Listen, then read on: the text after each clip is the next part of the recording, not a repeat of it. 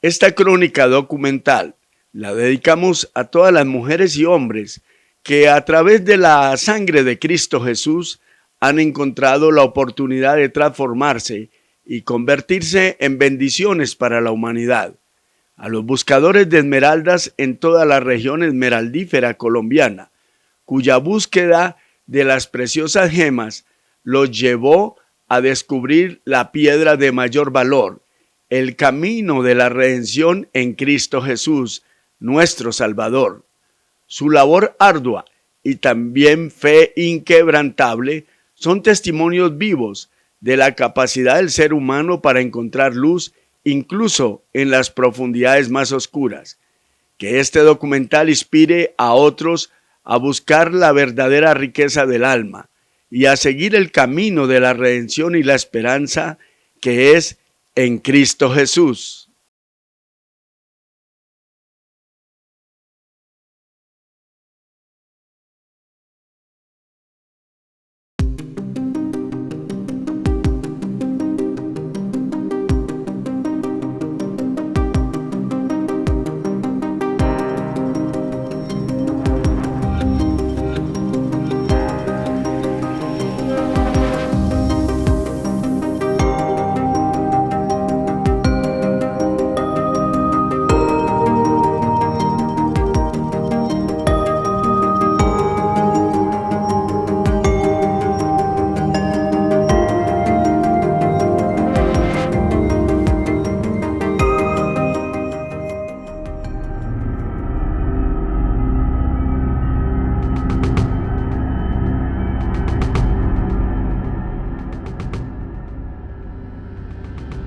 Anduve en la delincuencia, el narcotráfico, en los vicios, el alcohol, la droga, las mujeres, el brujería, hechicería, tabaquismo, buscando el poder.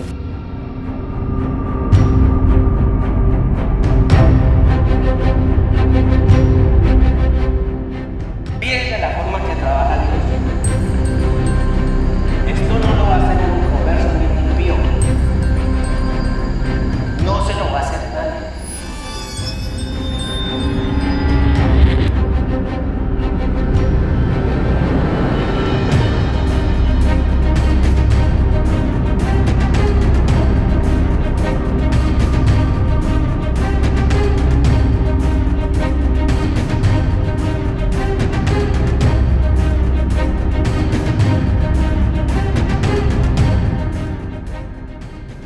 La paz, Dios ve todo. Fe sin límites.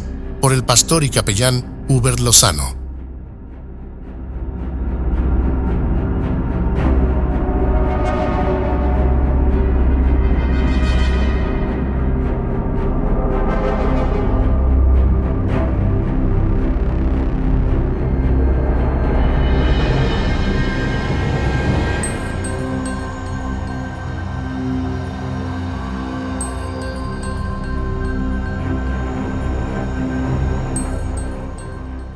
En las profundidades de los Andes colombianos, entre majestuosas montañas, cubiertas de un tapiz verde, se encuentra un tesoro escondido bajo la superficie terrestre. Es una gema tan preciada como misteriosa, conocida como la esmeralda, piedra cristalina y de color verde que ha cautivado al mundo durante siglos. Y en el corazón de esta tierra de ensueño y de historias, unas para contar y otras que no se deben contar, se encuentra Muso, una población que parece sacada de un cuento inspirado en relatos inimaginables. Hombres y mujeres, de forma artesanal como industrializada, buscan en las entrañas de la tierra las tan valiosas gemas. Las minas se sitúan al occidente del departamento de Boyacá, en las montañas, donde la riqueza geológica ha convertido a Muso en una de las zonas más importantes para la minería de esmeraldas en el mundo, generándole el apelativo de capital mundial de la esmeralda. Yo caminé por el parque y las calles cuando apenas era un niño y noto ver fascinación y descubrimiento de las esmeraldas. La violencia en mi infancia era una sombra constante que oscurecía nuestra existencia. donde la competencia por el dominio de estos territorios era moneda corriente.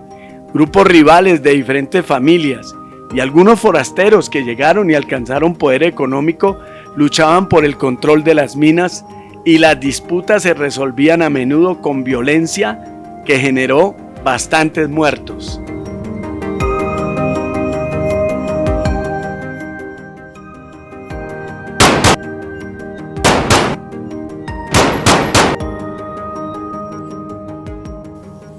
Recuerdo con claridad los días en que el eco de los disparos resonaba en diferentes sectores del pueblo, mientras nosotros como niños nos escondíamos temerosos en nuestras casas.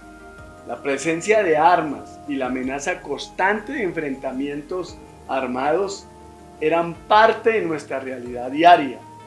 La vida en las minas de Esmeralda era emocionante, pero muy peligrosa. Mis padres nos dieron educación en Muso a mis hermanos y a mí hasta cuando yo cumplí los 12 años. Yo era el hermano mayor de 3 que somos, y ya viviendo en Bogotá no se nos permitía regresar al pueblo sino en periodos cortos, y eso para pasar las vacaciones colegiales, rodeados de hombres de poder como eran quienes trabajaban en las ya industrializadas minas. Entre esos esmeralderos, mi padre, quien tuvo diferentes puestos, tanto en la alcaldía municipal como también en las empresas que explotaban las tan codiciadas gemas.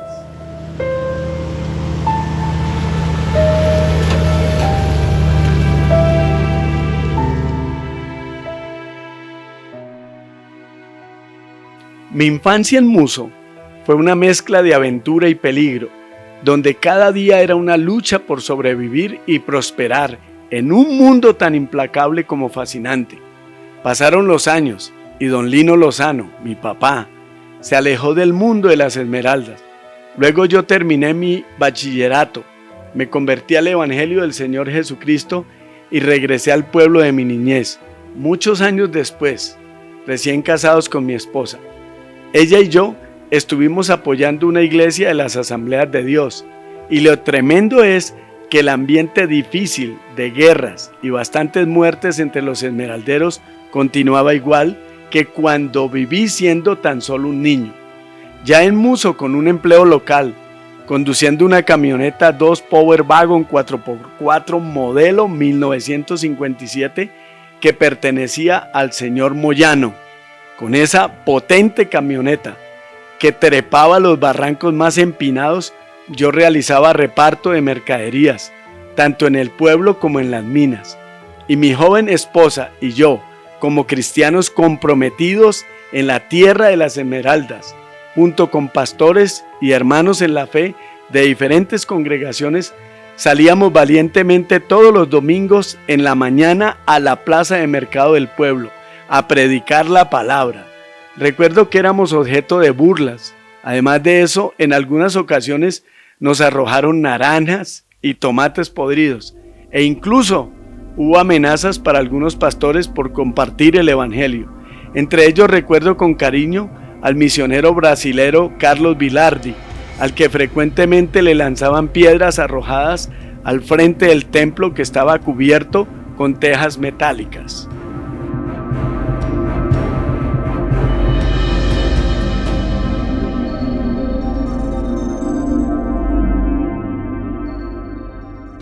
Yo estoy por acá en la mina desde el 1977, cuando esto era por cuenta de la policía.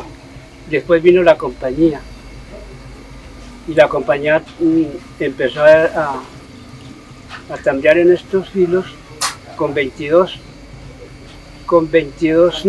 bulldozers. Y en ese tiempo había muchas muertes, era muy peligroso.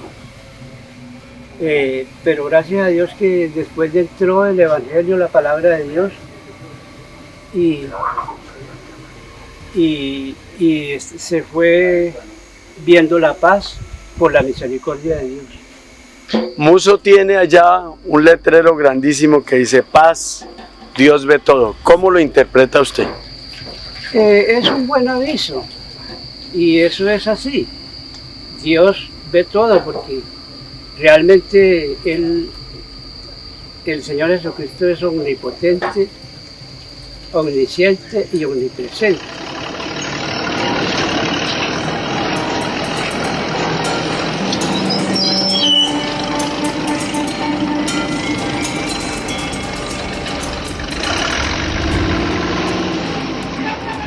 Nuestro periodo de recién casados con mi esposa en Muso fue muy corto para regresar nuevamente a Bogotá. Pero después de muchos años, siendo ministro de Dios y realizador del programa de crónicas documentales llamado Visitación, Dios me permitió volver a la tierra que registra mi cédula como nacido en Muso. Allá, para el año 2008, la idea era relatar en mi programa de televisión lo que Dios estaba haciendo con los esmeralderos. Volví porque me contaron que un empresario de esmeraldas llamado Ricardo Betancourt, juntamente con otros mineros, se habían convertido al cristianismo. Y no solo estaban buscando en los profundos socavones las esmeraldas, sino que también habían llevado su fe sin límites, a reconocer que con la ayuda de Dios sus vidas y las de sus familias tendrían verdaderamente la paz, que por muchas décadas estuvo alejada de esta población esmeraldera. Efectivamente, cuando conocí a Ricardo, vi en él un hombre lleno de la fe en Jesucristo, que después de terminadas las labores mineras, invitaba a todos en la comarca a reunirse para adorar a Cristo Jesús. A partir de esa primera crónica documental, Dios me dio la oportunidad de acercarme a él como pastor y capellán. Y como todo documentalista, necesitaba saber qué decían tanto creyentes como museños de Ricardo Betancourt, el esmeraldero que apasionadamente hablaba del amor de Dios. Fíjese la forma que trabaja Dios. Esto no lo va a hacer un inconverso ni un impío. No se lo va a hacer nadie. Esto lo hace Dios. Por eso estamos en el corte de los bendecidos.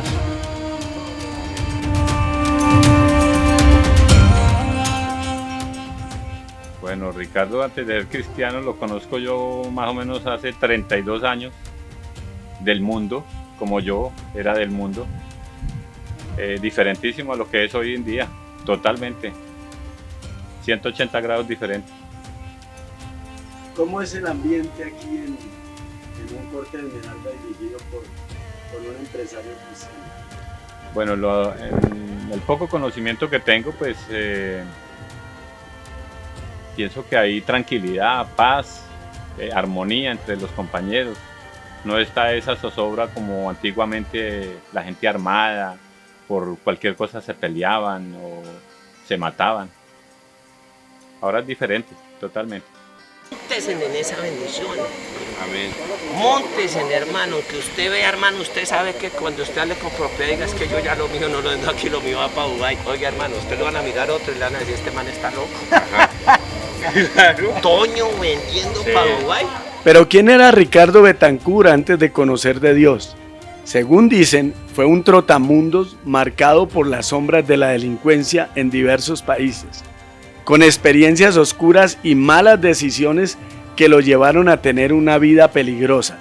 Se codeó con los bajos fondos de la sociedad, aprendiendo a sobrevivir a través de métodos impulsivos y desafiantes.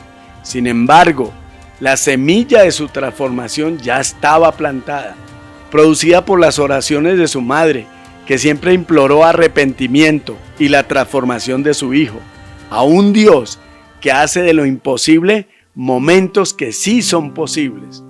Ricardo, aunque había estado muy cerca del cristianismo, nunca había sentido la necesidad de abrazarlo de forma sincera.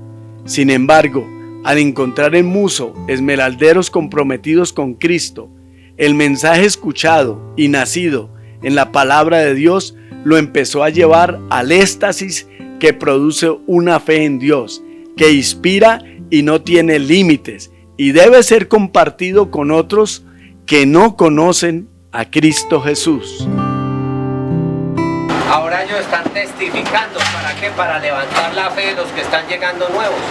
Para que vean que no es con brujería, no es con hechicería, no es con santerismo, no. Que es a través del Espíritu Santo de Dios. Que es Dios que nos entrega los tesoros escondidos. Empezamos a trabajar aquí con lo de la esmeralda, pero desde una posición de encontrarnos a nosotros mismos, ¿sí? Y viendo cómo eran vivir las cosas y conocer las cosas del Señor a través de todo el proceso que hemos llevado hace 10 años, desde hace 10 años.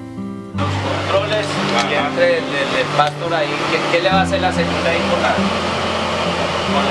la cámara? ¿Quién va a entrar? Métase. El señor Rubén con la cámara. Ay. Métase allá.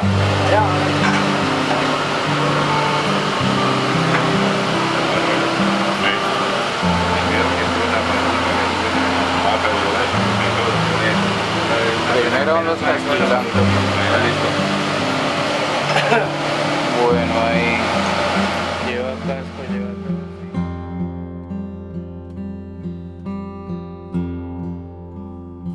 Ricardo Betancur, impulsado por una necesidad de encontrar sentido y propósito en su vida en las minas de Muso, se sumerge profundamente en la fe cristiana, fe sin límites, que daría fortaleza y esperanza, mientras continuaba buscando las esmeraldas, pero con un nuevo propósito: encontrar la paz interior que tanto anhelaba y que solo se produce cuando se tiene un sincero encuentro con Jesucristo. Ahora, en el territorio minero, el nuevo Ricardo ha dejado atrás su vida de delincuencia y desesperación, abrazando un camino marcado por la fe en Jesucristo, la esperanza y el amor, con una fe sin límites, siempre mencionando las promesas de Dios, dispuesto a creer que el camino en Cristo trae una vida llena de posibilidades y regalos tanto espirituales como terrenales para quienes le creemos. Quiero usarlos, utilizarlos, esclavizarlos a que ustedes nomás están trabajando aquí, van a sacar los niños ya y todo. Créame que Dios los quiere ver ese. Ya su palabra dice que el Señor nos ha sentado en lugares celestiales. Ya nos tiene allá. Mirémonos como hijos de Dios. Me gozo en el Señor por el pastor Ricardo, porque para mí es un libertador. Hay un programa por el cual Dios le ha puesto en su corazón, se llama Libertando al Cautivo. Entonces el mismo nombre lo dice, Dios lo ha escogido a él para libertar las almas. Dios me mostraba en su palabra la parábola de la gran cena, donde el rey invita a sus amigos y nadie va, porque unos estaban en casamiento, otros compraron fincas y todos estaban ocupados. Pero el gran rey le dice a sus siervos que fueran por los caminos y buscaran al que pudieran traer para que su comida no se perdiera, porque ya la mesa estaba lista. Entonces yo le decía al Señor, ¿qué me quiere decir con eso? Y yo miraba al pastor Ricardo en revelación, por el Espíritu, lo miraba al frente. Lloré ese día y le dije, Señor, en realidad este siervo, esta persona que tú has traído, está haciendo esta obra. Él ha ido a lugares donde la juventud se está perdiendo o se estaba perdiendo.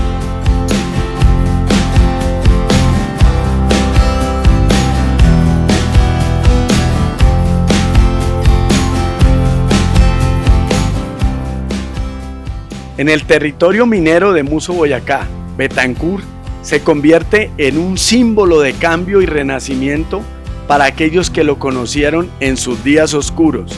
Su historia inspira a otros a buscar la luz de Cristo en medio de la oscuridad y a encontrar esperanza, incluso en los lugares más inesperados. Con la fe en Dios como su guía, Ricardo camina hacia un nuevo amanecer, listo para enfrentar los desafíos que le esperan con valentía y determinación. Y así la vida de Ricardo Betancur se convirtió en un testimonio viviente de la gracia transformadora de Dios, una historia de redención y renovación que se escuchaba entre los esmeralderos. En su viaje desde la oscuridad hasta la luz, Betancur había encontrado algo más valioso que cualquier tesoro terrenal: la paz que solo Cristo puede dar, llevándole a compartir su fe sin límites, porque Dios lo ve todo.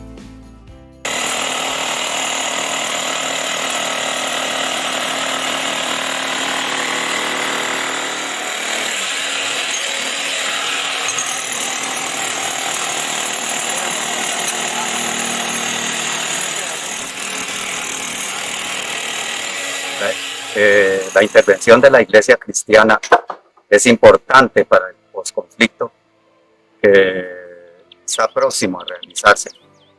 Pues de todas maneras esta región ha sentido un cambio cuando la parte cristiana ha tenido ya bastante auge en esta región. Y yo diría que el cristianismo es importante en las labores, porque la gente se entiende y no hay necesidad de malos tratos, con malas palabras. Aquí se siente un ambiente muy diferente a antiguamente.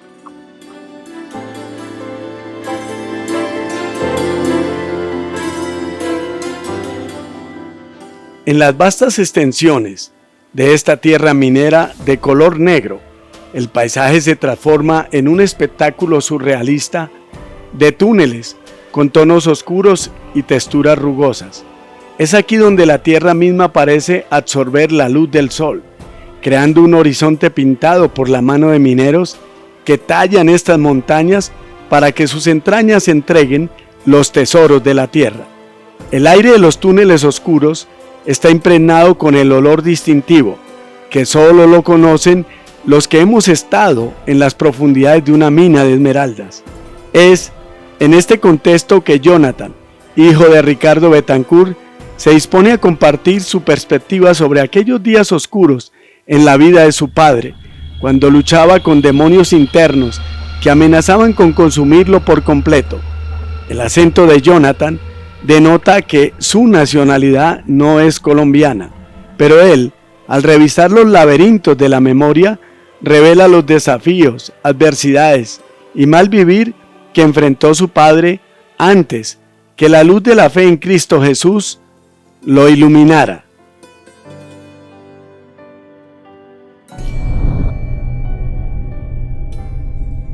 Bueno, para mi papá yo sé que fue una bendición, un cambio tremendo en su vida, para él, que yo le conocí antes que él estaba en este negocio.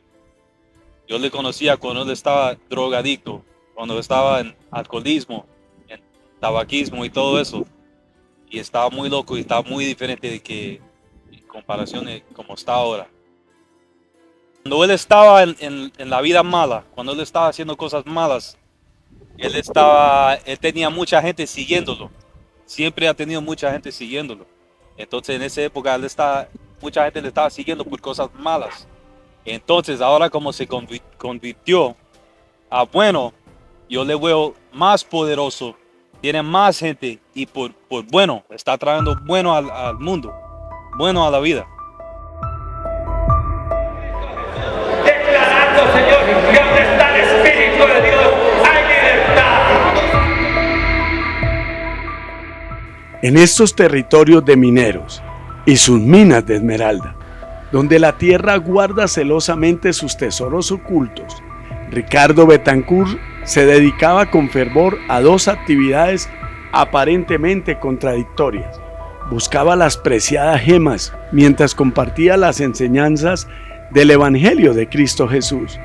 En medio de esta tierra grasosa que se pega a la piel y el sudor, entre las rocas centellantes y los destellos de luz, Betancur hallaba un propósito dual: satisfacer su búsqueda material y espiritual al mismo tiempo. Sin embargo, el pasado de Betancur, con sus sombras y secretos, aún proyectaba su influencia sobre su nueva vida. Justo cuando parecía que la redención y la fe habían trazado un nuevo camino para él, el destino le jugó una cruel pasada. En un giro inesperado de los acontecimientos, miembros de la DIJÍN, la unidad especializada de la policía colombiana, irrumpieron en el corte de Esmeralda conocido como La Paz. La misión de los funcionarios policiales se centraba en realizar un cerco alrededor de Betancur. Con rostros serios y miradas penetrantes lo esposaron, llevándoselo bajo la acusación de delitos que se remontaban a su vida anterior, antes de que su fe en el Señor Jesucristo lo transformara. Como seres humanos muchas veces nos podemos cuestionar un por qué y un para qué. A pesar de su dedicación al Evangelio y su búsqueda de una nueva vida, los fantasmas de sus acciones pasadas lo perseguían, recordándole que el perdón divino no siempre equivale al perdón terrenal. Ahora, ante la incertidumbre de lo que le deparaba el futuro, Betancur enfrentaba una nueva prueba de su fe y su capacidad para encontrar redención, incluso en las circunstancias más adversas, en donde la mirada de Dios observa una fe sin límites, teniendo en cuenta que Dios ve todo.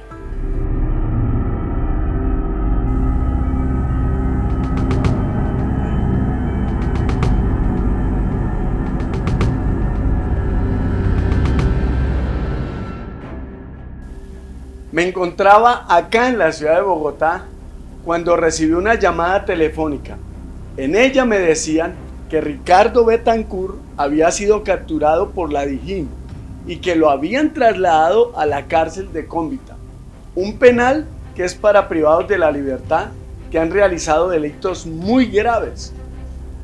Mis sentimientos como pastor y capellán, o sencillamente como hermano en Cristo, hacia aquel predicador de la palabra del Señor, afloraron de inmediato. Conocerlo como una persona consagrada a Cristo Jesús, para mí había sido un privilegio, un testimonio vivo de la redención y la transformación que la fe podía traer a la vida de una persona. Sin embargo, Ricardo ahora se encontraba en una situación completamente diferente y yo no podía evitar sentir una mezcla de tristeza y consternación al ver un adorador de Cristo entre las rejas. Desde ese mismo momento, al igual que unido con otros creyentes, empezamos a realizar una oración más comprometida por nuestro hermano caído. Seguíamos creyendo que el Señor Jesucristo podía realizar incluso en la oscuridad de la cárcel un milagro en la vida de Ricardo Betancur.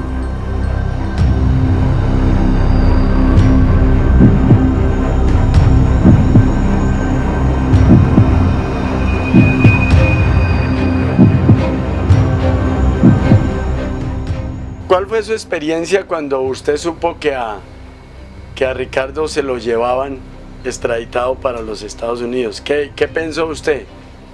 Pues yo pensé... Si es un hombre que tenía a Dios en su corazón, se había convertido al Evangelio y ahora, ¿a quién echarle la culpa? Yo pensé mucho en don Ricardo, yo dije, ese hombre tan bueno que es, que ha sido, que seguirá haciendo, y por qué se lo llevarían. Y yo me ponía a pensar, por ahí yo solo trabajando, unos días, según Ricardo quedamos aquí, pues trabajamos unos días. Y yo pensaba, ya, pero ¿qué pasaría con don Ricardo? ¿Cuándo vendrá? ¿Cuándo vendrá ese señor que tan buena persona que es? De todas maneras, yo siempre he estado mañana aquí trabajando con don Ricardo, buena persona, y más que es cristiano, que aquí hoy en día todo el mundo somos cristianos, somos trabajadores, los obreros, todos somos cristianos, trabajadores, estamos detrás de lo que Dios nos dio, la bendición. Cuando se lo llevan para los Estados Unidos, ¿usted qué hacía para abrigar una esperanza de que él iba a volver? Pues bueno, yo iba a congregarme abajo en la 14, en la iglesia de Tesda, con un pastor. Entonces un día cualquiera le dije, Pastor Daniel, ¿Cómo le parece que llevaron a Ricardo? Allá todo el mundo sabía que lo han llevado. Se lo llevaron a Ricardo, y hombre, lástima, señor, tan buena persona que es. ¿Cuándo vendrá? Todo el mundo, pues nosotros esperábamos aquí que cuándo vendrá, que tanto tiempo, no, pues espera. Le comenté yo al pastor, pastor, ¿por qué no hace una oración? Cada 8 días que yo vengo aquí a congregarme, ¿por qué hacemos una oración? Por así Ricardo sale pronto. Y yo, claro, hermano Toño, claro, hacemos la entrevista, hacemos oramos por él. Y así pasó, cada 8 días. Yo decía, pastor, ¿recuerda de lo mío? Ah, sí, la oración de Toñito, a través del hermano Toño, claro. Bueno, y cada 8 días oramos. Comentaba el mío pastor, una oración para Toñito. Y sí, yo le contaba a los amigos de ahí de la iglesia, no, pues, Juan Ricardo que está preso y otros queremos que vuelva. Bueno, y así era, cada 8 días. Los que no conocen de Dios, o los que no son cristianos, sí. ¿Qué decían, qué murmuraban, qué comentaban acerca de que Ricardo siendo cristiano y ahora se lo iban a llevar? ¿Qué decían? La gente dice, no, pues ese señor, la gente, pues la mayoría de la otra gente, de todo el mundo, dice, no, pues ese señor, pues siendo todo un señor creyente de Dios, ¿por qué se lo llevaron? ¿Qué era? ¿Era narcotraficante? ¿Era no sé qué vaina? Pues todo el mundo acumulaba una cosa y la otra la acumulaban. Hasta yo me ponía a pensar, pero ¿cómo va a creer que Ricardo esas vainas? Un hombre que es creyente y sí, un gran pastor ahí de la iglesia de nosotros, pues cada 8 días oramos, cada 8 días. Un día cualquiera, un domingo cualquiera, salimos, y el pastor venía detrás de nosotros. Entonces yo me acordé, pastor, ¿qué pasó con lo mío? Y yo, uy, Toñito, se me olvidó lo suyo, hombre. Entonces hizo volver toda la gente que íbamos saliendo, nos hizo volver. Mi oración, pastor, yo listo, nos hizo volver. Luego nos íbamos a sentar, no, que de pie, vamos a hacer una oración de Toñito para ver si Ricardo sale pronto. Y así, yo también en mi casa, inclusive tenía una Biblia que don Jorge me la firmó, don Ricardo. Y yo, sí, a nombre de él y todo. Y yo oraba mucho por eso, por la vida de don Ricardo, que sí, lo queríamos tener aquí. Millones de cristianos todavía están en esas prisiones. Y lo estoy hablando por mí, porque todo lo que estoy hablando acá es por mí. Porque yo siendo creyente seguía en esas prisiones. El 28 de marzo de 2011 amaneció con una densa neblina que cubría el paisaje, añadiendo un aura de misterio y tensión al día que estaba por comenzar. Entre esa neblina y el frío cortante, Ricardo Betancourt, un hombre de fe arraigada, se encontraba en medio de un traslado inesperado. Había sido un cristiano devoto que compartió el evangelio a rincones olvidados, incluso en las históricas y difíciles minas de Esmeralda. Sin embargo, su camino tomaba un giro drástico aquel día, cuando fue incluido en un operativo de traslado hacia la cárcel de La Picota en Bogotá, acompañado por otros 126 extraditables. El ambiente era tenso y cargado de incertidumbre. El bullicio de la preparación del traslado, con grupos especiales del IMPEC, el GRI y el CORES, respaldados por la Policía Nacional, creaba una atmósfera de nerviosismo palpable. La caravana que los llevaría estaba lista, con sus 3 buses, 9 motocicletas, 4 vehículos del IMPEC, 4 vehículos policiales de reacción rápida y un helicóptero vigilando desde el aire. La ruta que atravesarían desde el municipio de Cómbita, Boyacá, hasta la capital del país prometía ser larga y llena de desafíos. En medio de todo este despliegue, la actitud de Ricardo Betancourt permanecía envuelta en el misterio. Posiblemente mostraría cierta resignación y una calma interior que no correspondía al caos circundante. ¿Qué pensaba realmente ante este repentino cambio de destino? ¿Cómo afectaría este golpe a su fe inquebrantable? Eso, solo el tiempo y los sucesos por venir podrían revelarlo. Como hermanos en la fe, acertábamos en decir que cuando le conocimos siempre mantenía una fe sin límites. Entonces, ¿qué empiezo a hacer? ¿Cuál es mi testimonio? Imponer la mano sobre los enfermos. Y el Señor los empezó a sanar. Muchos testimonios. Cuando finalmente se dio la oportunidad de visitar al hermano Ricardo Betancourt en la cárcel de La Picota, mi expectativa era encontrarme con un hombre abatido, perdido entre los demás privados de la libertad. Sin embargo, mi sorpresa fue mayúscula al descubrir que su fe en el Señor Jesucristo lo había elevado a un estatus notable entre los que iban a ser extraditados. Lo empezaron a llamar el pastor o también el bendecido. Era evidente que su presencia irradiaba una tranquilidad y esperanza que contagiaba a quienes lo rodeaban. En el patio Lerón de los extraditables de la Picota lo conocían porque oraba por los enfermos y les compartía el evangelio que hace libre a quienes lo hemos afirmado en nuestro corazón. Durante mis visitas, antes de su traslado a los Estados Unidos, Ricardo compartió conmigo su convicción de que todo en la vida, incluso sus circunstancias en prisión, tenían un propósito de parte de Dios. Para él, ser encarcelado era una oportunidad de poder saldar cualquier deuda pendiente con la sociedad y después regresar a Colombia con una nueva visión y metas. Su fe sin límites describía, a pesar de su situación, un futuro con optimismo, expresando su deseo de vivir en paz con Dios y sus semejantes, una vez cumplida su sentencia en el extranjero. Su confianza en que Dios estaba guiando cada paso de su camino era palpable, y sus palabras resonaban con una serenidad que desafiaba las circunstancias adversas que enfrentaban. Así, mientras muchos podrían haberse dejado abrumar por la desesperación en tales momentos, Ricardo se aferraba a Cristo Jesús como un faro de esperanza en medio de las noches oscuras y frías de la prisión. Su historia era un recordatorio poderoso de la capacidad del espíritu humano para encontrar la luz de Cristo, incluso en los momentos más oscuros. Lo que pasa es que cuando Dios tiene un propósito con nosotros en la vida, se cumple por encima del infierno, del diablo, de la muerte y todo. Dice, por cuanto me ha ungido, diga, yo soy un ungido. No me miren a mí, pongan los ojos en Jesús, el autor y consumador de la fe. Finalmente, después de haber estado un tiempo en prisión en Colombia, este hombre de fe fue trasladado a los Estados Unidos y por averiguaciones que llegué a realizar se me informaba que la situación para Ricardo en aquel país no era la más prometedora. Algunos afirmaron que posiblemente enfrentaría una pena de 25 años de prisión, pero los cristianos en Muso y en otros lugares de Colombia siempre colocaban delante de Dios la libertad del predicador, que ahora era conocido con el apelativo del bendecido.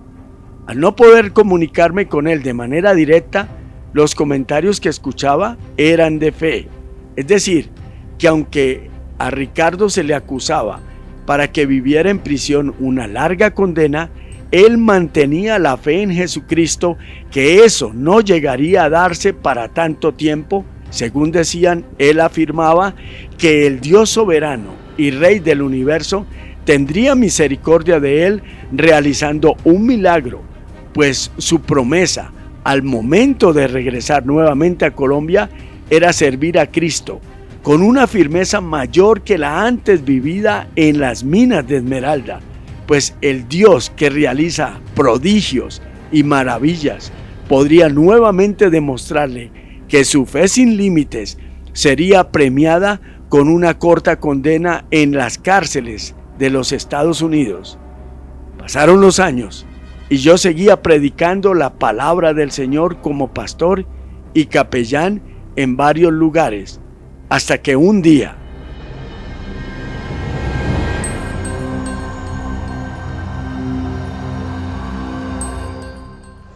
¿quieren la bendición de Dios?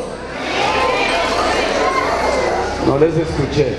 ¿Cuántos quieren la bendición de Dios?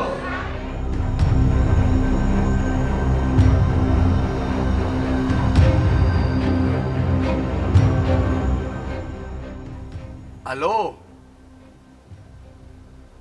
Sí, buenas noches. Sí, mire, habla con el capellán Uber Lozano. Es que estoy averiguando por Ricardo, ¿sabe algo de él? ¿Cómo así? ¿En serio? ¿Y él está ahí con usted? ¡Wow! ¡Qué bendición de Dios! ¿Usted me podría hacer el favor y me lo pasa, que lo quiero saludar? Sí, yo espero. ¡Ricardo! ¡Bendiciones! ¡Qué bueno escucharle de nuevo, hermano! ¡Uy, qué bendición de Dios escucharlo de nuevo, hermano! Después de tantos años. Ya más de casi 5 años. Más de 5 años. ¡Qué bien, hermano! ¿Y eso cómo pasó? Bueno, sé que en este momento está en el aeropuerto y qué coincidencia precisamente yo llamaré a usted. Dice que está en el aeropuerto, hermano, que acaba de llegar. ¡Qué bendición! ¡No! Sí, entiendo. No, luego yo le llamo y nos ponemos de acuerdo para encontrarnos.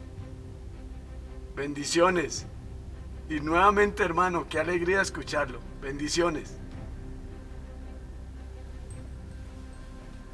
Después de más de 5 años, Ricardo Betancourt vuelve a Colombia. Y me imagino que nos trae una cantidad de testimonios de su fe sin límites.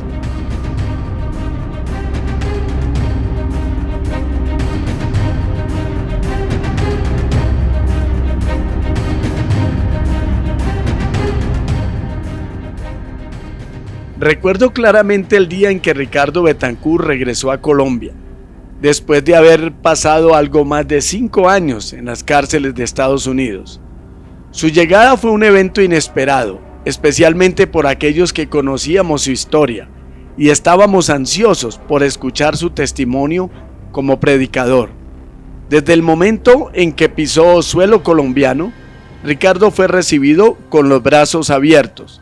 Nos embarcamos en una serie de visitas a varias iglesias en Bogotá, donde la gente estaba ávida por escuchar su mensaje y su experiencia de transformación. Cuando uno es servidor del Señor, aprende a discernir y percibir la presencia de Dios obrando. Y eso era lo que se experimentaba cuando Ricardo, el bendecido, hablaba del Señor Jesucristo. Su testimonio resonaba con fuerza en cada lugar al que íbamos, inspirando a muchos con su fe en Jesús y su determinación para seguir adelante, a pesar de los desafíos que se pudieran enfrentar. Traía una nueva visión y era la de establecer un programa espiritual en Colombia, especialmente en las minas de Muso, que comenzó a tomar forma. Este programa lo llamó Libertando al Cautivo. Estaba destinado a llevar esperanza, sanidad física y del alma a aquellos que habían sido olvidados por la sociedad.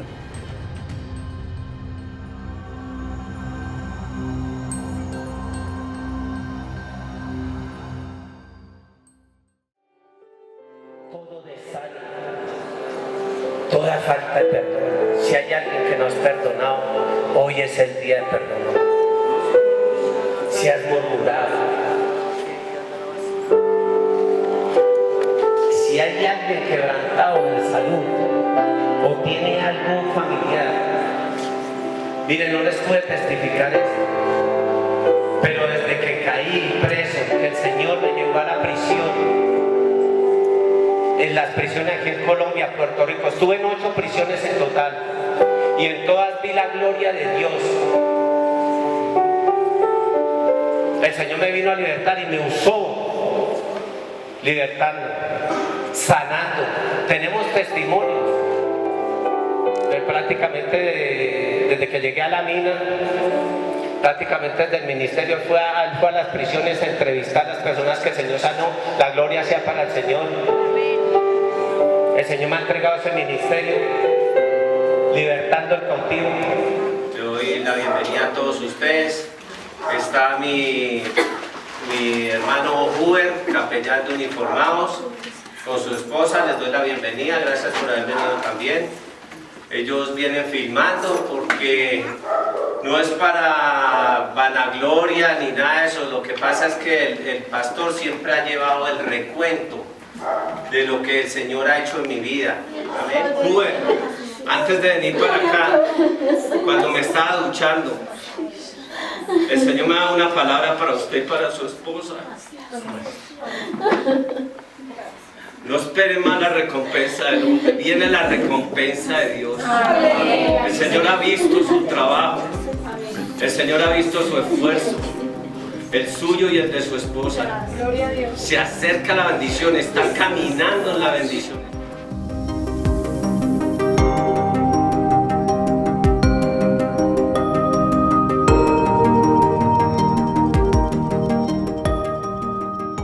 Sin embargo, la labor de Ricardo no se limitaba solo a los púlpitos de las iglesias.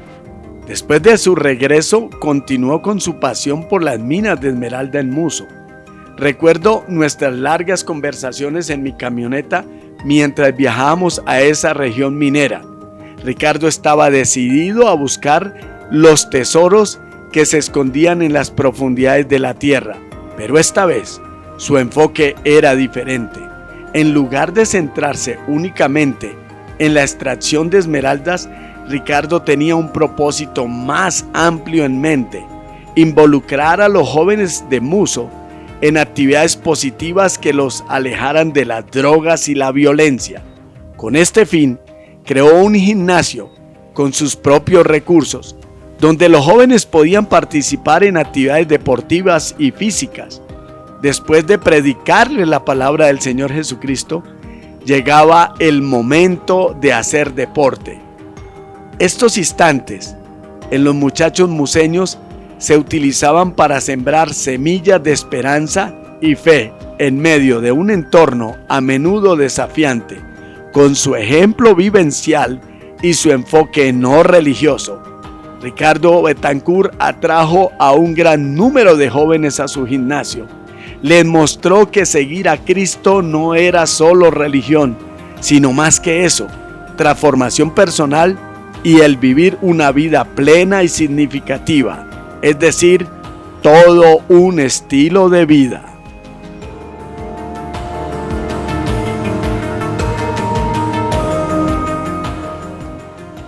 ¿Quién vive? ¡Cristo! ¡Y a su nombre! Estamos en el tiempo de Dios. ¿Por qué creen ustedes que vinieron hoy aquí? ¿Por qué creen que están aquí? Muchos dicen porque este me invitó, ¿cierto? Pero fue porque Dios quiso que ustedes estuvieran hoy aquí. Lo que yo vine fue a recoger almas para el Señor. Amén. Y a eso los ha traído el Señor. Tiempo de buscar y tiempo de perder. Es que ustedes saben que el hombre tiene mucha clientela. ¿Por qué? Porque es un chavo. ¿Tiene? Oiga, todos vamos a dejar esto cuando esté lejos aquí. Antes estaba consumido en la droga, no vivía feliz. Hice de todo. Yo creo que les he contado mi testimonio. A mí cuando yo empecé, vivía en un barrio del sur, en Bogotá. Pero vea, hermano, fuimos y volvimos. Yo le dije, están todos los trabajadores ahí. Y les dije, no duden del Señor, hermano. Yo voy y vengo por la bendición. Y así va a ser. Y así fue, así fue. Solo hay que creerle a Dios. Ajá. Claro. Sí, Señor. Entonces, ahí estamos. Porque, ¿qué pasa? Cuando la bendición es grande, hay un obstáculo grande. No hay bendición sin oposición. Cuando hay bendición, hay oposición. Claro. Y entre más grande la bendición, más grande la oposición. Entonces, ¿qué aprendí yo con todo esto? Que yo siempre le hablo a los muchachos, que las bendiciones vienen empacadas en papel problema. Porque tras de un problema hay una bendición. Y yo sabía eso. Yo dije, uy, vea esto que me está pasando. Bueno, gloria a Dios. Jesús me llevó a través de un Santo Espíritu y también Él me trajo. Yo iba en el Espíritu, yo iba lleno de Dios, hermano. ¿A qué? A predicar, a aprender. Todo fue una enseñanza a prepararme para recibir esta bendición que Dios me va a entregar. No solo a mí, porque muchos van a ser bendecidos también. Y esta visión, esto me lo mostró el Señor en un ayuno de 40 días allá en la prisión, con una comida al día. Me mostró esto que estamos haciendo aquí. Cuando llegué, Él me dijo, baje tantos metros. Pero mire que bajamos, el Señor me dijo 6 metros, avance y después para la derecha. Si nosotros hubiéramos bajado 7 metros, nos encontramos con un liso, ustedes lo ven de aquí para abajo. Ahí estaba allí. Y si bajamos 4 o 5, mire con lo que nos encontramos, otro liso. La zona está justo donde Él me dijo, 6 metros, mire, aquí la llevamos. Ajá. Y aquí vamos a sacar la bendición aquí más adelante. Amén, así es. Y ahí está adelantico. Aquí adelantico. Yo le creo a Dios porque usted lo vivió. Ya usted lo se dio vivimos. cuenta Sí. abajo. La gente dijo que yo estaba loco. Cuando les dije vamos a hacer los 7 túneles, 3 de 7 espíritus, al frente 3 Padre, Hijo, Espíritu Santo. Y la gente decía, Esteban está loco. Y usted es testigo que de todos los túneles Dios esmeralda. Todos pintaron. Todos pintaron. Sí, Ahora igual aquí. Pero Dios nos preparó en ese tiempo para esta bendición. Allá me llevó a hacer el curso de minero. Ya aprendimos. Bueno.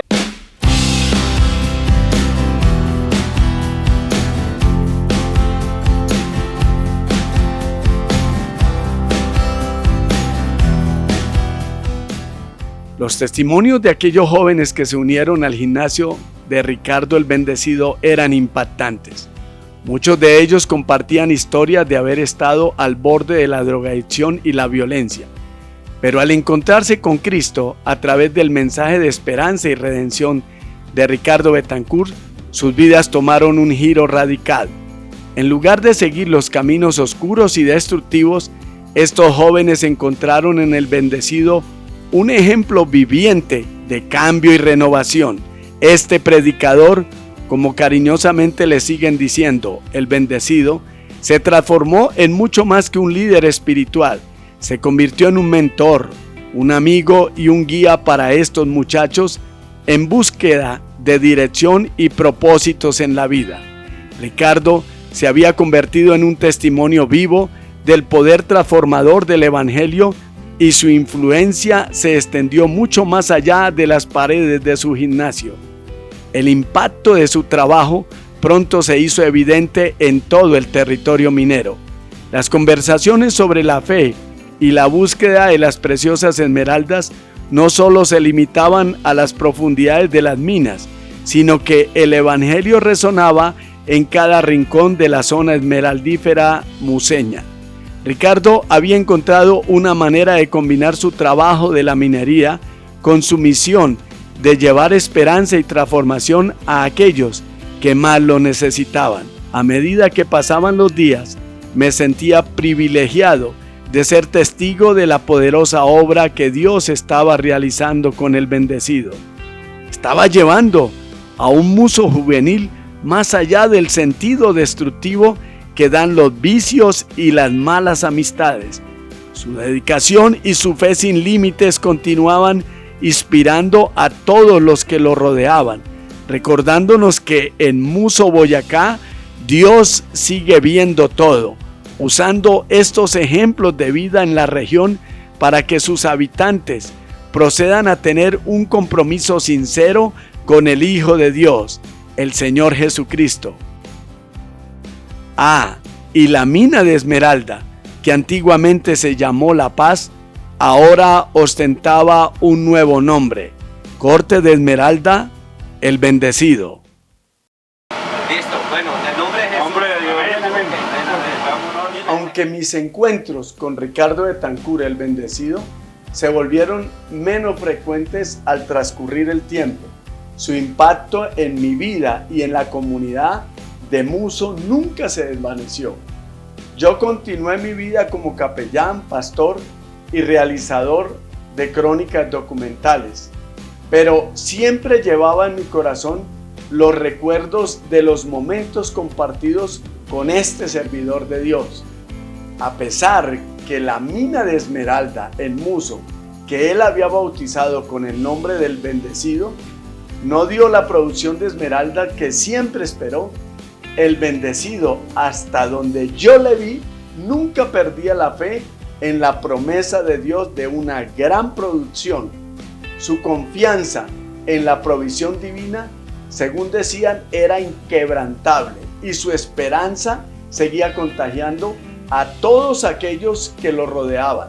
A lo largo de los años, nuestras vidas tomaron diferentes caminos y los encuentros con Ricardo se hicieron menos frecuentes. Luego vino la pandemia.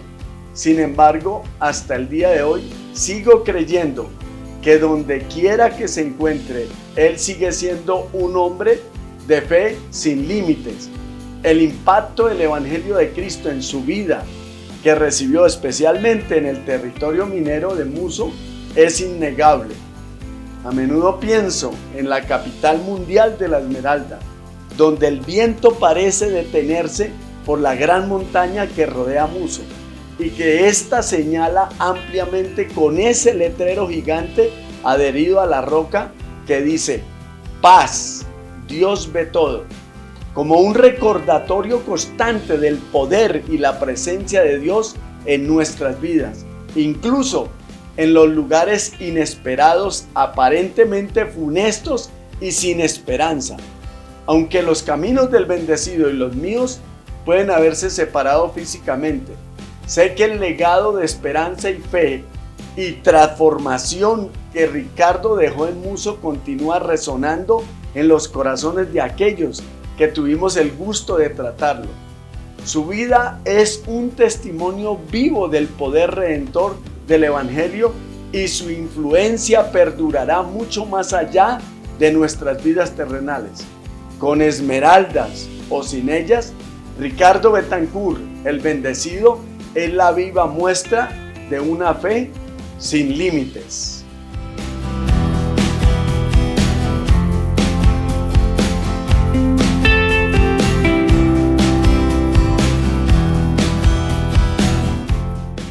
Capellanes uniformados. No he dicho que bajen la mano, Jonathan. Rápido para comer el pan. Ya, descansen. Porque nos pueden perjudicar la emigración, ¿no es? O la aduana, ¿cómo es, pastor? La aduana es la que nos quita la esmeralda si no tenemos la ¿qué? La certificación. No, que aquí no hay aduana, aquí te damos, el GE coge la mayor parte, y nosotros el 40. Seguro. El Evangelio, sí señor, produce paz interior, familiar, espiritual, lo convierte a uno en todo el sentido de la palabra, porque le da una paz, una tranquilidad y esa forma espiritual para con Dios, para estar más en comunicación con Él y para llevar la palabra y para agradarlo en todo lo que es el concepto de la Biblia, escudriñar más la Biblia para entender la palabra que nos dice ahí.